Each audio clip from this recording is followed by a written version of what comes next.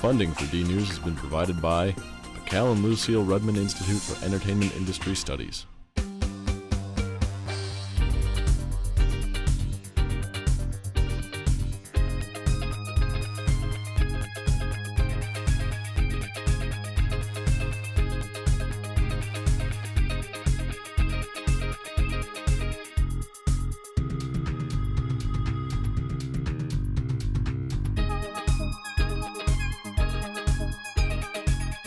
Legends pay a visit, and Drexel is dragging on this episode of DNews.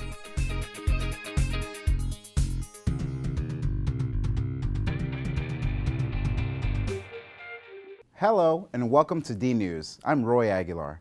We start on campus where a legendary broadcaster shared his experiences and wisdom. NBC News legend Tom Brokaw filled Nesbitt Hall Auditorium, where he reflected on his 50 years in broadcasting, including 22 years on the anchor desk at Nightly News. From the Berlin Wall to the Watergate scandal, Brokaw has been a witness to history, but there is one emotional experience he will never forget. Well, 9/11, the hardest single event that I had to cover. And when the second building went down, I looked at the camera and intuitively said, "We're at war. This is one of the darkest days in America, and this will change us." The legendary journalist also addressed contemporary issues, including Syria and the president's Twitter rants. A day without a tweet is a day from heaven. After receiving a standing ovation, Brokaw offered me his thoughts on how today's news landscape has changed with the integration of social media. It's changed it, and in a lot of ways it's changed it for the better, because the access instantly to information that you need. You can go to great sourcing, for example, in scientific areas or historic areas. But the problem is everybody becomes a journalist, and that's the issue. We don't know who these people are. That leads to fake news, and it's always there. You don't catch up to it. It stays permanently. So I tell audiences, you've got to develop a much better radar screen to keep track and test things over a period of time. Spend as much time doing that as you do deciding what kind of a flat screen television you're going to buy. To some, listening to Brokaw's stories was inspiring. It showed me Tom Brokaw as being something besides somebody sitting behind reporting the news. He came to life. He was somebody. While others were just ecstatic to experience him in person. He's been in my household since I was a little child. So to actually see this person who delivered the news and to see him in person in the flesh, it's kind of surreal. For DNews, I'm Roy Aguilar. Rock and roll photographer Bob Gruen showed off his iconic photos and rocked the house. He's photographed the high and the mighty, the biggest names in history of rock and roll. His love of photography started as a boy in New York City. My mother was a lawyer, but her hobby was photography. And she taught me photography when I was very little, like 3, 4 years old. She taught me how to develop and print pictures, and I liked it a lot, and I was the family photographer. And then after high school, I had the idea of like turn on, tune in, and drop out. Like I didn't really want to have a job, but I was living with a rock and roll band and taking pictures as that was my hobby. And when they got a record deal, the record company used my pictures and started to hire me for more pictures, and one thing led to another, and today I'm still taking pictures of rock bands. And still loving it all. In my photos, I like to capture the power and the passion and the feeling of what's going on. For me, rock and roll is all about freedom. It's about the freedom to express yourself very loudly. And I try to capture that feeling in the photos. I like to get more than just the facts. I like to get the feelings. His photos are rich and raw. Any favorites? You know, I've shot so many, I don't really have a favorite. Like when you work with people like John and Yoko or Ike and Tina or Debbie Harry, or, you know, nowadays I work with Green Day or the Stripes. They're just really good. I can't really make a list of which one's better than the other. I mean, who's better, the Clash or the Sex Pistols or the New York Dolls or Patti Smith? I mean, I work with a lot of really good people. Among the best were John Lennon and Yoko Ono. Well, John and Yoko are amazing, especially, I'm still friends with Yoko today, but the two of them really understood media and they understood the power of the image. So working with them was actually always a lot of fun. And John was really brilliant and great with the one-liners, so we were always laughing, but at the same time learning something. Over the years, he's witnessed a long-lasting appreciation of rock and roll and his photos. It's very exciting to see my pictures on the wall and to see people reacting to them in a positive way. All my life when I was working, certainly starting out, and it was rock and roll, and people still kind of considered that kids' music. To see it nowadays in galleries and museums is very rewarding, and it's kind of a vindication of all those years when I thought I was just, hanging out with drunks and crazy people. Oh, the exhibit looks fantastic. It's the biggest version of the teenage bedroom that I've ever seen. Gruen may not have favorites, but his fans do. Probably the one of Debbie Harry and Iggy Pop, because me and my friend always talk about it, call ourselves Iggy and Debbie, so it was really cool to see that. I really like the one that we have in the back of the gallery. It's The Clash playing in Boston, just because the stance that the dude has, he is almost in a split. It is nuts. I'm a big fan. Favorite photo, I think, is Led Zeppelin in front of the plane. I think it captures the essence of rock and roll. It's perfect. Rock on! For DNews, I'm Erin Hession. Our next story is all about putting on your lipstick and false eyelashes. It's Drexel's Drag Show. Welcome to the 6th annual Drexel Drag Show at a packed main building. The show features pros as well as Drexel students and alum.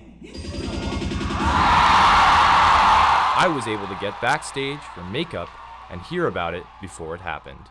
It's a solid mix of a lot of different kinds of performances and a lot of different genres of music inside of those performances.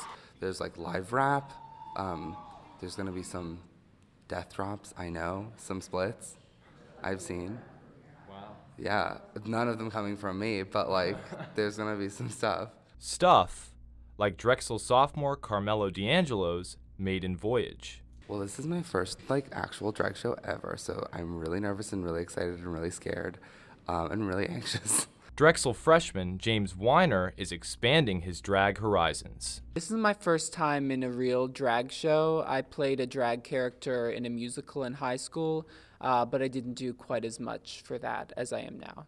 And Sinead Kim is taking it a step further. I did the show last year, and after that, then I started, practicing a lot of the different drag types of makeup and stuff. And I've gone out in Halloween and drag, and there was a certain party where the theme was Dungeons and Drag Queens. So I also went out in drag for that as well. I haven't seen a lot of real drag shows, but I've seen Kinky Boots 11 times, and that's my favorite show.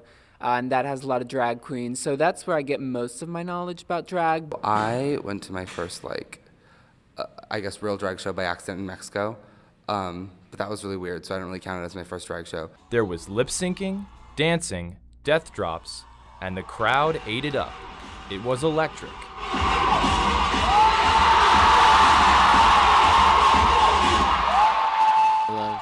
Kind of the pageantry and looking, really beautiful and kind of mixing a lot of elements of comedy and acting and singing and dancing, and I think that's just my favorite part. That's why I do this. I guess I like the glamour of it. I love watching a lot of the glittery costumes and the heels, and it just creates a whole effect that I think is really entertaining and very expressive. For the audience, it's all about entertainment, but for the performers, it has a deeper meaning. To me, the Drexel show means a lot because I've been working on it for a very long time and I've been part of the planning committee.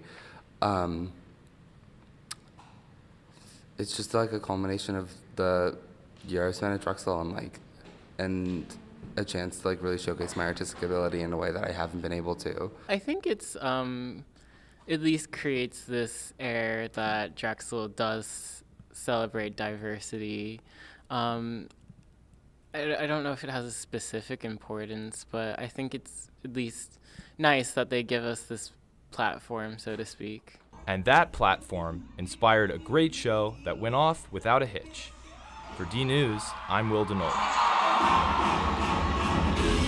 Moving off campus, the streets of Philly's gayborhood were pulsing with music, dancing, and pride. My name is Keontae Jane Latt, and we're here in Center City, Philadelphia at the Mega Block Party event for the Philadelphia Black Pride celebration. The Mega Block Party at 13th and Arch was just one of 40 events celebrating Philadelphia Black Pride. Chris Hunter, the man behind it all, says that this is the first time the city has blocked off the street for Black Pride. I've been doing events in Philadelphia for the Black gay community for over 20 years. And I partnered up this year with another group called Presidential Parties. And one of the things that we wanted to do is we wanted to kind of combat racism in the neighborhood. There's been a lot of racism in the neighborhood, so we thought we'd bridge the gap and we bring the people together.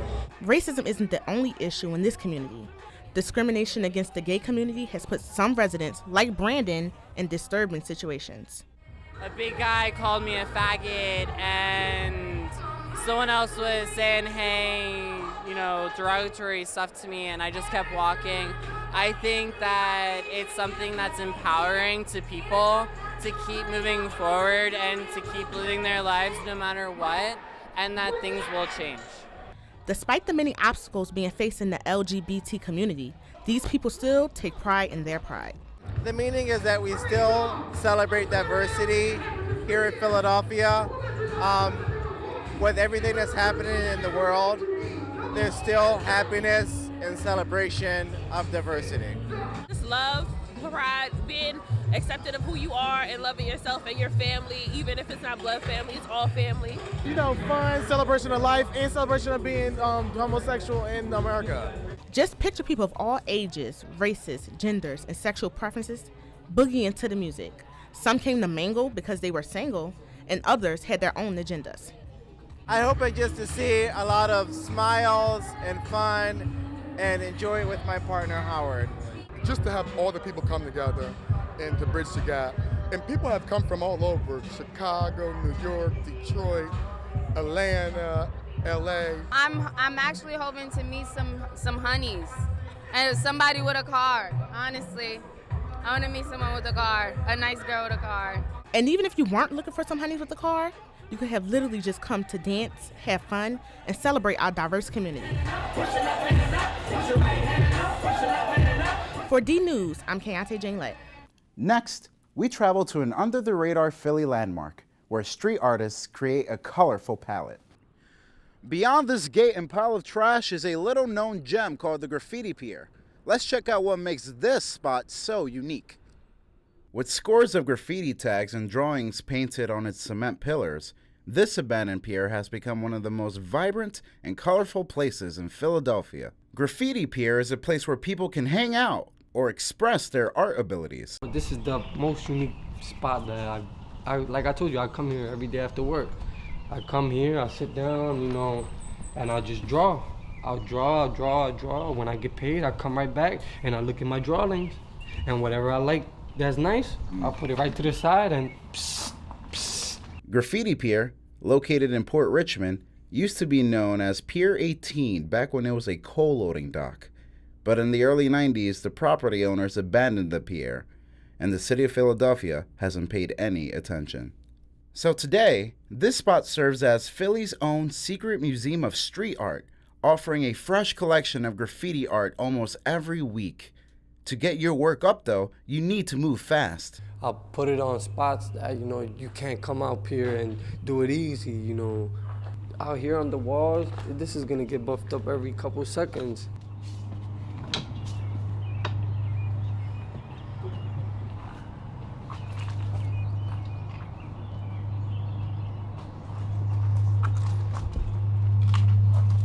So what makes a graffiti pier special?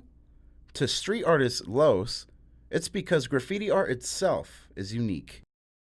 It's all different, bro. You would never see people drawing the same letters, or it will always be different. Everybody will always have a different letter or a face, or that's graffiti, bro. Everything's different. For DNews, I'm Roy Aguilar. In the culinary world, restaurant owners are always looking to feed the public what it wants, and one owner has a unique niche. I'm Melissa, and we're here at Giorgio's on Pine, where we're going to go in and talk to Giorgio about how he makes not only Italian food, but gluten-free Italian food that is out of this world. Giorgio Giuliani opened his restaurant at 1328 Pine Street in 2008, before the gluten-free movement took over as a fad diet. For those with celiac disease, wheat flour is a no-no. A strict gluten-free diet isn't designed to lose weight or get people to eat like their favorite celebrity. It's the difference between living a full, normal life and living in chronic pain. To understand that, you had to have a problem. And when you have a problem, you understand more what the people are going through. Like myself, I don't eat no fruit all my life. But everybody else doesn't understand that, and they think it's normal. It's not normal. The person have an allergy, it's very hard to find a place where they understand them. Giorgio also understands that some people don't have food allergies. He's able to accommodate them too, all from the same kitchen. It's the reason because we watch what we're doing, and second things, our sauce is without flours. And we use a different ingredient to make the sauce more heavy. With the advent of discovering food allergies and adopting new diets, older and younger clients are coming here. Lots of favorite dishes. Yeah. We've been here several times. I was here in March with my daughter, and we were here together as a group. Gnocchis, the sweet potato gnocchis are homemade. Yeah, you have to try the gnocchis. They're the best. Everything is fresh, homemade, delicious. Yeah. And we come here quite frequent. Yeah. I'm gonna say every couple weeks, maybe. Maybe it's starting to feel like that. BYL. We have a bigger group. It's probably more cost effective. Yeah, we get the most bang for our buck. Good business allowed Giorgio to purchase the pizza place 2 doors down.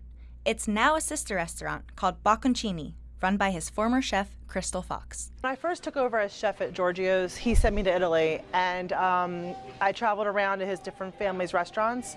And actually, in Italy, gluten-free and celiac is like very synonymous, and it's not really seen in the States that way.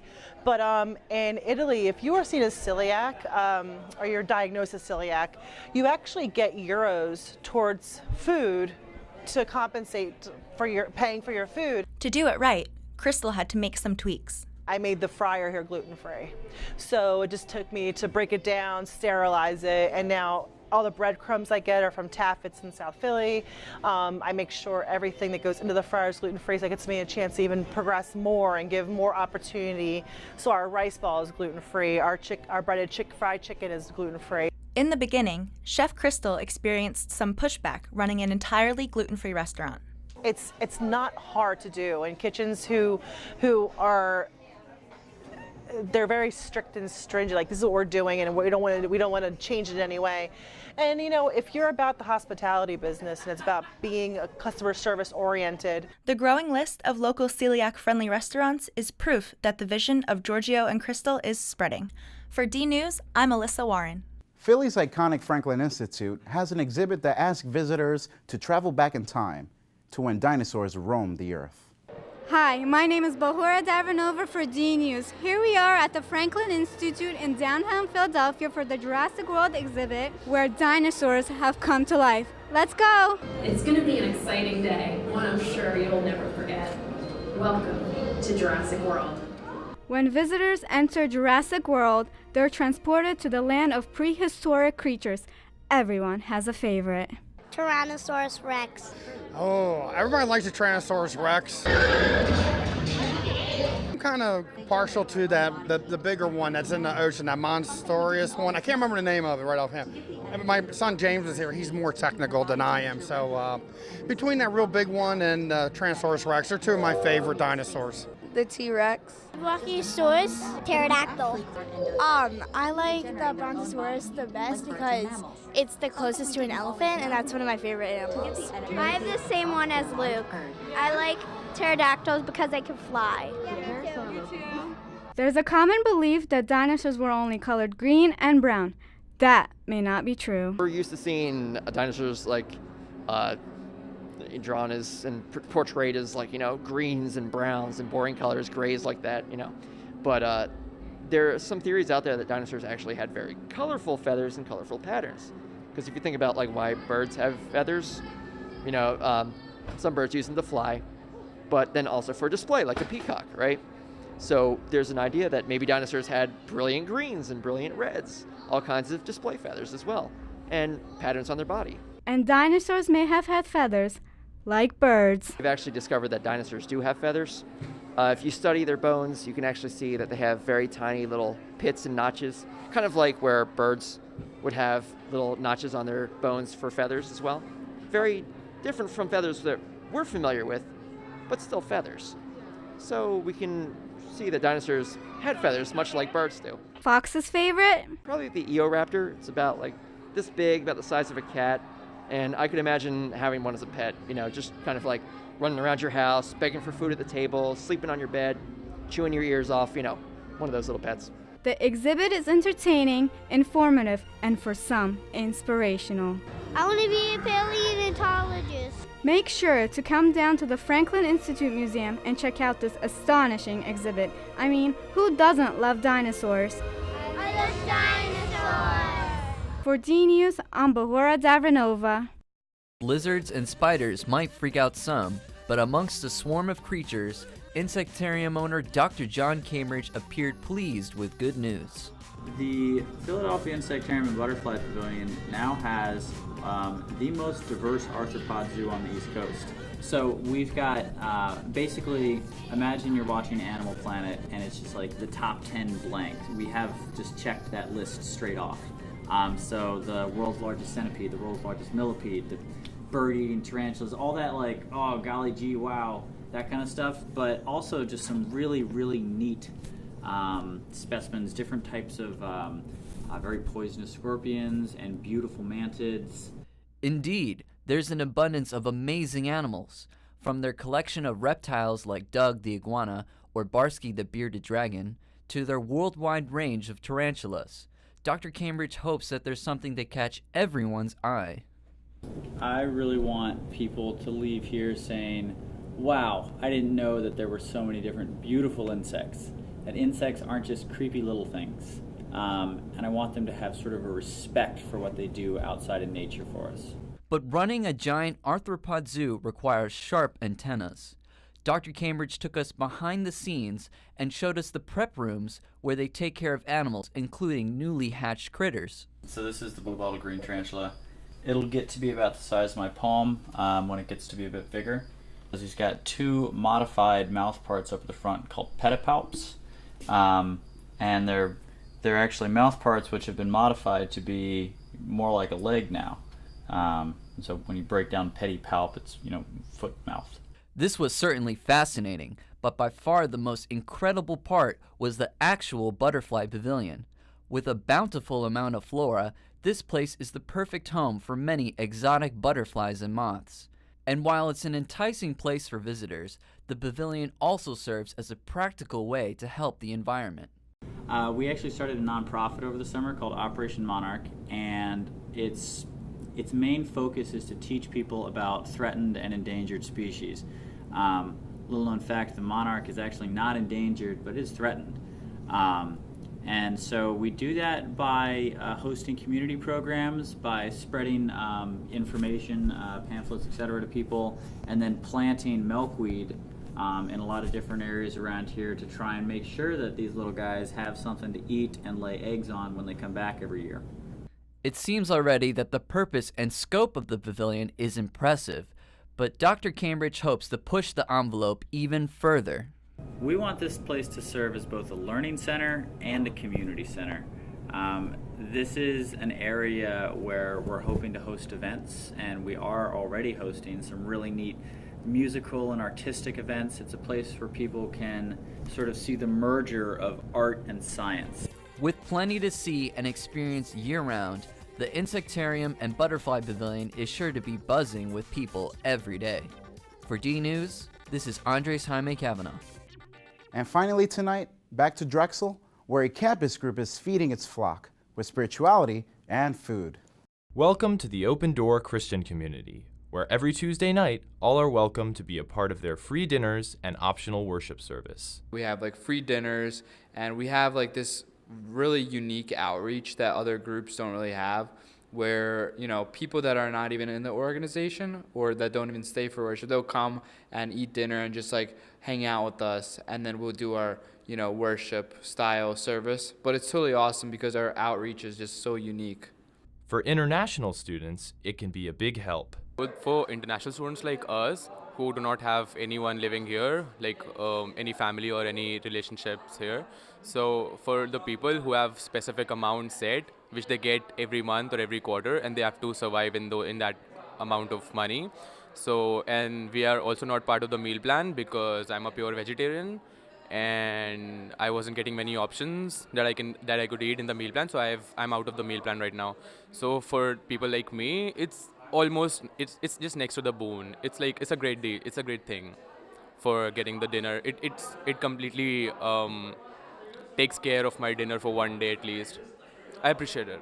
This year, the ministry has grown substantially, and campus minister David Piltz attributes that mostly to the food. We've run the ministry very similar to what Jesus did. He went and ate with people, so he used food that way. And so a lot of ministries will do that. Now, we don't do it where you got to come to service or, you know, you eat dinner, then we're going to, it's really, we allow the choice to happen. But we know that through fellowship, through dinner, through eating, people start talking to each other. The food has the benefit of bringing in a variety of people, including students and faculty of varying ethnicities and religions. We don't have just Christians come for dinner. We have Muslims and we have Hindus, and I mean it's just tons of different cultures come, and I get to speak to international students and people from all over the world, and I think it's a really good community that not only is good for a Christian's standpoint, but it also reflects Drexel as a bigger community. The one thing I'm actually the proudest of is that we are the only group, that's a Christian group on campus, that regularly will have non-Christians worship with us.